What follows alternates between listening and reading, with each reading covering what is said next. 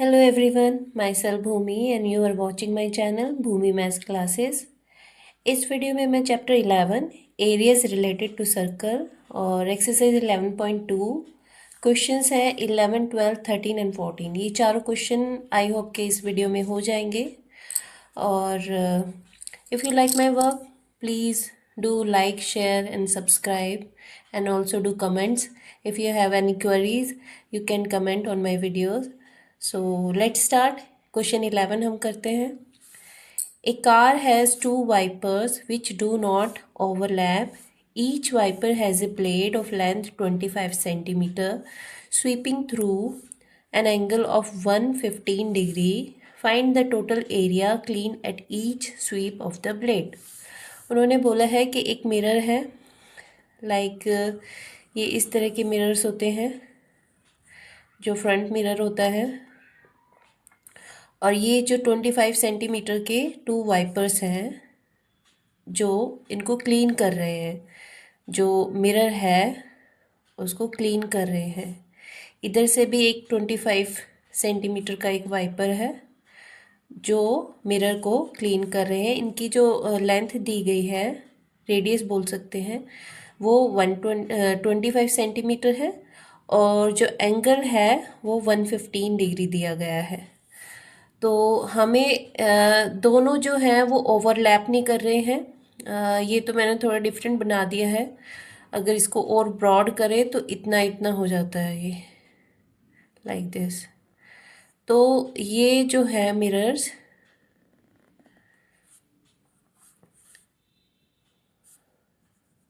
हमें इन एरियाज़ का, क्योंकि दोनों की जो रेडियस होगी वो सेम है 25 और एंगल भी सेम है, तो वो कितना एरिया क्लीन कर पाता है मिरर पे, हमें वो फाइंड आउट करना है। तो सबसे पहले हम इसमें गिवन देख लेते हैं। हमें गिवन क्या दिया गया है? गिवन है लेंथ ऑफ द ब्लेड जो कि होगा R 25 सेंटीमीटर एंड थीटा जो है वो 115 डिग्री। तो एरिया ऑफ सेक्टर, ये एक सेक्टर की फॉर्म में बना रहा है, the area of sector of angle 115 degree. अब हमें फॉर्मूला लगा देना है सेक्टर का। हमें पता है थीटा अपॉन में 360 और पाई R स्क्वायर। यहाँ पर हम कर देते हैं 115 अपॉन में 360, पाई की जगह 22/7 एंड R हमारे पास 25 सेंटीमीटर है, तो अब निकाल लेते हैं। अब यहाँ एक चीज़ और करते हैं, क्योंकि ये दोनों ही सेम है हमारे पास, इनकी जो लेंथ है R है वो भी 25 और एंगल भी 115 है। तो अगर हम इसको ट्वाइस कर दें तो हमारे इस पूरे एरिया का वैल्यू निकल जाएगी जो हमें फाइंड आउट करनी है। तो हम वही करते हैं, इसका ट्वाइस कर देते हैं। अब इनको सॉल्व कर लेते हैं। 25 को 25 से 625 हो जाता है। ये 5 से काट लेते हैं पहले। 5 2 ज़ा 10, 5 3 ज़ा 15, 5 7 ज़ा 35, 5 2 ज़ा, इसको 2 से फिर अगेन 2 3 ज़ा 2 6 ज़ा 12, इसको अगेन कर देते हैं 2 से। तो हमारे पास बचता है 23 को 11 से करते हैं, 11 जो भी आएगा उसको 625 से और इसको इससे। तो ये मैंने कैलकुलेशन करके रखी है, तो हमारा आ जाता है 158,125 अपॉन में 7 और 18 को करेंगे तो 126 और सेंटीमीटर स्क्वायर। ये जो आंसर आया है वो हमारा रिक्वायर्ड आंसर है। ये जो टोटल एरिया है वो उस मिरर का वो टोटल साफ करते हैं वाइपर्स। तो इस तरह से हमने ये क्वेश्चन सॉल्व कर लिया है। क्वेश्चन 11 हमारा हो गया है। Total area clean at each swipe of the blade, वो हमारे पास आ गया है। तो आई होप आपको समझ आया होगा। अब नेक्स्ट क्वेश्चन करते हैं। अब इसके 12th क्वेश्चन हम देख लेते हैं। To warn ship for underwater rocks, a lighthouse spread a red colored light over a sector of angle 80 degree to a distance of 16.5 kilometer. Find the area of the sea over which the ships are warned. हमें पता है light house जो होते हैं इस तरह की एक बिल्डिंग होती है और वहाँ से कोई लाइट जा रही है जो 80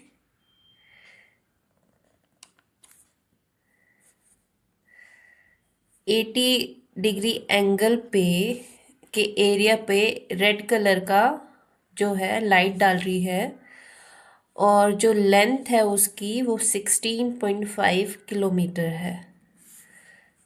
ये जो सी पे हमें दिख रही है तो हमें इस एरिया का जो है इस वाले एरिया निकालना है इस वाले जगह का। तो वही करते हैं हम। पहले गिवन देख लेते हैं हमारे पास क्या क्या है सॉल्यूशन में। गिवन है हमारे पास थीटा 80 डिग्री एंड आर होगा यहाँ पे 16.5 किलोमीटर। अब हमें area of sector of angle 80 degree, तो वही कर लेते हैं 80 अपॉन में 360 इंटू में 3.14 एंड आर हमारे पास आ जाता है ये 16.5 इंटू में 16.5 सेंटीमीटर स्क्वायर। अब इनको काट लेते हैं हम। 0 से 0 कट जाता है। 4 टू ज़ा 8, 4 9 ज़ा 36। इसको 3 पे काट देते हैं। 3 3 ज़ा 9, 3 5 ज़ा 15, 3 5 ज़ा 15। ये भी 3 से कट जाएगा। 3 5 ज़ा 15, 3 5 ज़ा 15। अब इन चारों को पहले इन दोनों को मल्टीप्लाई करते हैं हम। तो दोनों को करने के बाद हमारे पास आता है 2 इंटू में 3.14 और 5.5 को 5.5 से करने पे 3025 आ जाता है हमारे पास। फिर इसको हम इससे मल्टीप्लाई कर लेते हैं। 2 4 ज़ा 8, 2 1 ज़ा 2, 2 3 ज़ा 6। अब इन दोनों को मल्टीप्लाई हम करते हैं तो हमारे पास आ जाता है 189.97 और किलोमीटर जो था वो यहाँ मैंने गलती से, क्योंकि हमारी जो रेडियस है वो किलोमीटर में दी गई है तो आंसर हमारा किलोमीटर में आएगा। तो ये जो है हमारा रिक्वायर्ड आंसर है।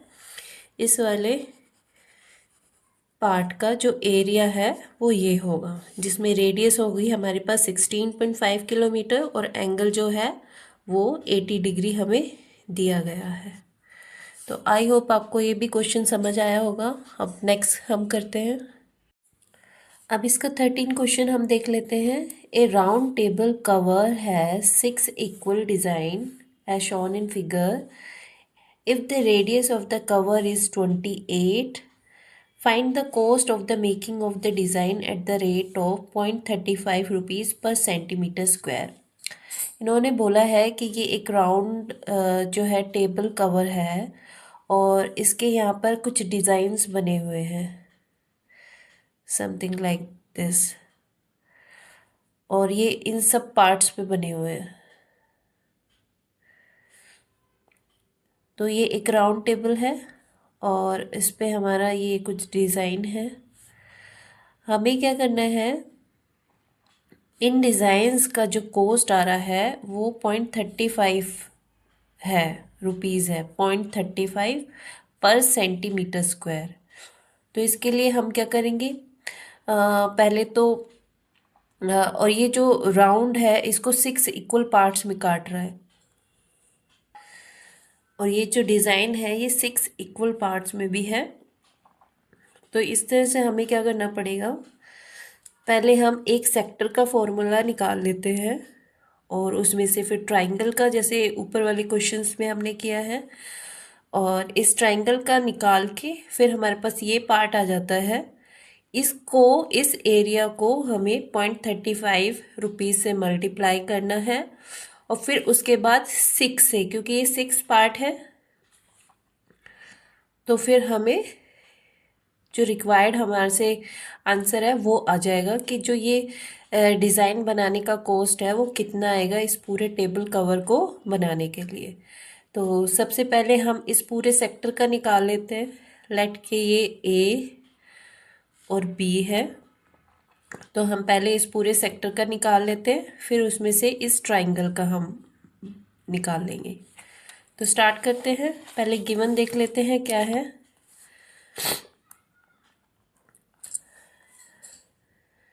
गिवन है हमारे पास रेडियस है 28 सेंटीमीटर एंड थीटा जो है 60 डिग्री है। तो पहले हम पूरे सेक्टर का निकालते हैं।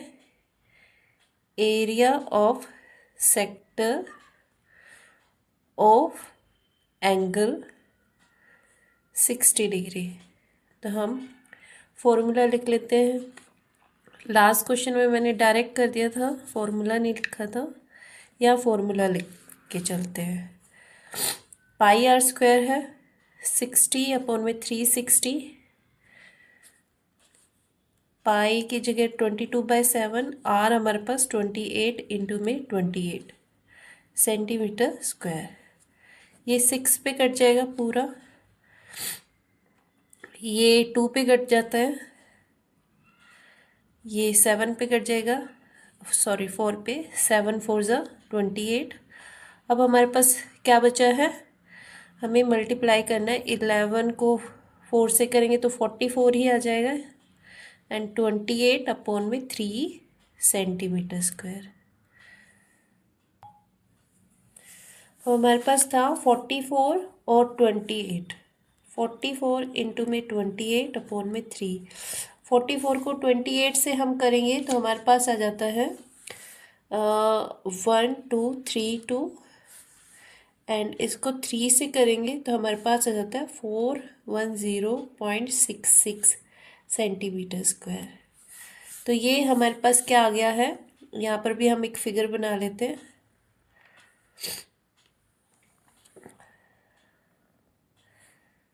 तो अब ये हमारे पास इस सेक्टर का आ गया है जिसका थीटा है 60 एंड आर है 28। अब हमें जैसे पुराने क्वेश्चंस पे हमने किया है, यहाँ पर हम एक परपेंडिकुलर डालते हैं, इसको ए बी ले लेते हैं और इसे ओ मान लेते हैं और इस पॉइंट को हम एम मान लेते हैं।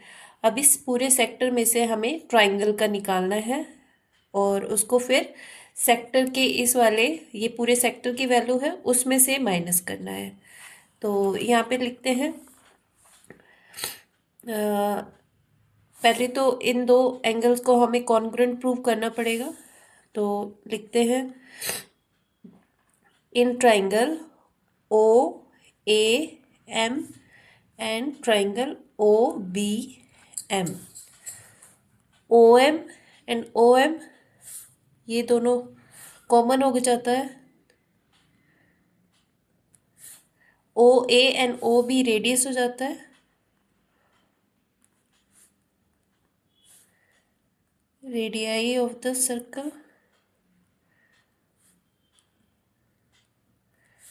और हमें पता है जब हम एंगल से सेंटर से किसी भी कॉर्ड पर हम लाइन डालते हैं तो वो परपेंडिकुलर होती है ए बी पर। तो यहाँ पर एंगल जो होगा O M A equal to में O M B 90 degree, because perpendicular O M is perpendicular to A B. इसको ढंग से लिख लेते हैं, O M perpendicular to A B. अब by R H S O A M congruent to है O B M के by R H S rule. अब उसके बेस पर हम angle A O M equal कर देते हैं बी ओ एम के। तो अब हमें पता है, we know that AOM plus में BOM ये क्या बनाते हैं, AOB जो कि है 60 डिग्री के। तो AOM इसको फर्स्ट इक्वेशन मान लेते हैं। AOM की जगह हम BOM की जगह AOM डाल लेते हैं। AOM प्लस AOM, क्योंकि अभी हमने प्रूव करा है, और यहाँ 60 twice of AOM equal to में 60। तो AOM हमारे पास आ जाता है 30 डिग्री। तो ये 90 है, ये 30 आ गया। तो अब हम OM निकाल सकते हैं, इसको हम लिख देते हैं 30। अब हम अगर इसको 90 का एंगल और इसे एज ए एंगल ले रहे हैं, थीटा ले रहे हैं, तो ये बेस होगा और ये परपेंडिकुलर। अब हम OM निकालते हैं, तो बेस अपॉन में हाइपोटेन्यूज हो रहा है, that means cos OM upon में OA in triangle AOM।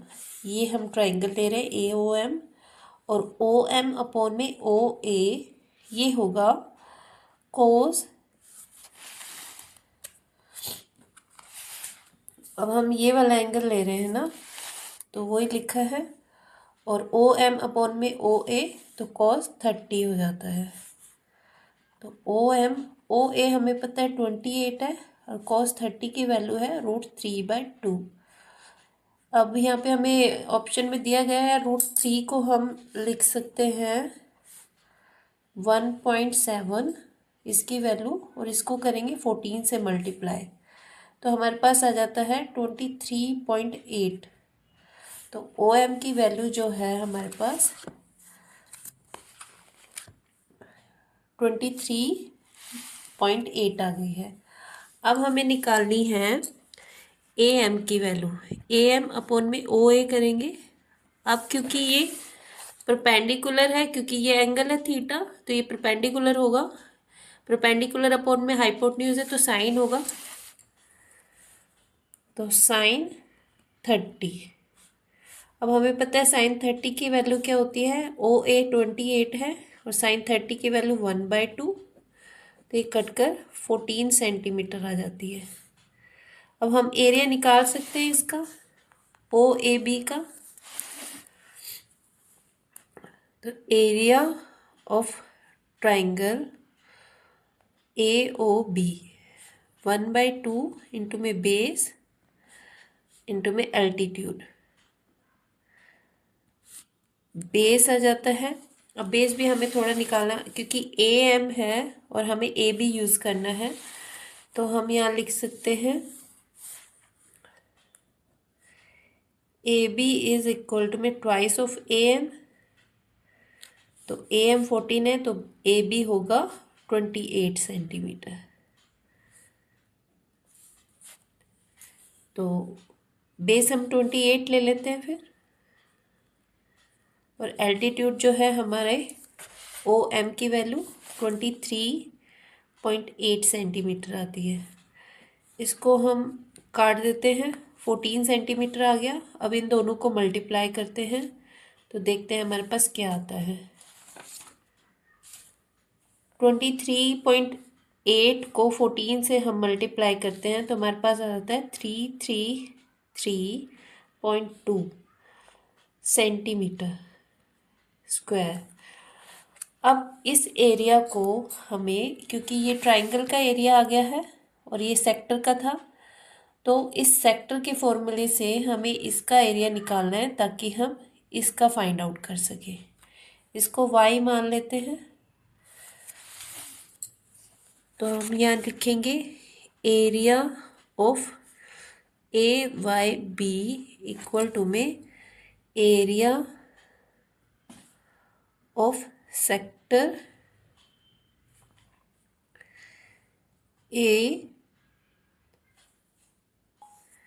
AOBY minus में से एरिया ऑफ ट्राइंगल AOB। तो एरिया ऑफ सेक्टर हमारे पास आया था, ये था 410.66 और ये है AOB का, ट्राइंगल का, तो इसको 333.2 और यहाँ पे हम कॉमन में लिख देते हैं सेंटीमीटर स्क्वायर। इनको सब्ट्रैक्ट करने के बाद हमारे पास आता है 77.46 जो है वो हमारा आ जाता है एरिया। किसका आता है? इस पार्ट का एरिया आ जाता है, AYB का। अब हमें पता है ये एक पार्ट का है, लाइक हमने पहले जो फिगर बनाया था ये सिर्फ एक पार्ट का आया है हमारे पास। इस तरह से हमें 6 पार्ट्स का और निकालना है और फिर उसको 35.35 से मल्टीप्लाई करना है, तो उसके बाद हमारे पास कोस्ट आ जाएगी। तो वही करते हैं हम। Area of AYB equal to में 77.46 सेंटीमीटर स्क्वायर आ गया। अब हमें पूरे सर्कल का निकालना है, तो 6 इंटू में 77.46 और इनकी कॉस्ट निकालने के लिए 35/100 रुपीज़। इससे कर देंगे हम। इन तीनों को जब हम मल्टीप्लाई करते हैं तो हमारे पास आ जाता है 162.66 रुपीज़। तो यही हमारे पास जो हमें कॉस्ट ही निकालनी थी, जो डिज़ाइंस है उनकी, लाइक दिस। ये जो डिज़ाइन है इनकी कॉस्ट हमें निकालनी थी, जो कि 1.35 रुपीज़ जो थे पर सेंटीमीटर स्क्वायर। तो यही हमारा आंसर है रिक्वायर्ड। ये हमारा उस एरिया का है, क्योंकि इस तरह के 6 पार्ट्स थे तो इसलिए 6 से मल्टीप्लाई किया और 35/100 रुपीज़ से उसको मल्टीप्लाई कर दिया, तो हमारे पास ये आंसर आ गया। आई होप आपको ये क्वेश्चन भी समझ आया होगा। अब हम इसका नेक्स्ट क्वेश्चन कर लेते हैं। अब इसका 14 क्वेश्चन हम लास्ट है इस एक्सरसाइज का और इस वीडियो का भी। इसमें tick the correct answer in the following. Area of A sector of angle P in degrees of a circle with radius R। तो हमें पता है सेक्टर का फॉर्मूला क्या होता है, θ/360 इंटू में πr²। अगर इसमें से हम चेक करें, यहाँ पे r² नहीं है तो ये नहीं हो सकता, यहाँ r² है तो यहाँ 180 है, ये भी नहीं हो सकता। 2πr तो सर्कमफ्रेंस का होता है, लेंथ निकालने के लिए यूज़ होता है, तो यही ऑप्शन है। क्योंकि हम इसको इससे काटते हैं तो 360 आ जाता है, ये थीटा है, 360 हो गया πr²। तो ये वाला जो आंसर है वो हमारा मैच कर रहा है, तो हमारा आंसर होगा D। तो आई होप आपको मेरे एक्सप्लेनेशन समझ आए होंगे। If you like my videos please like share and subscribe. Thank you for watching.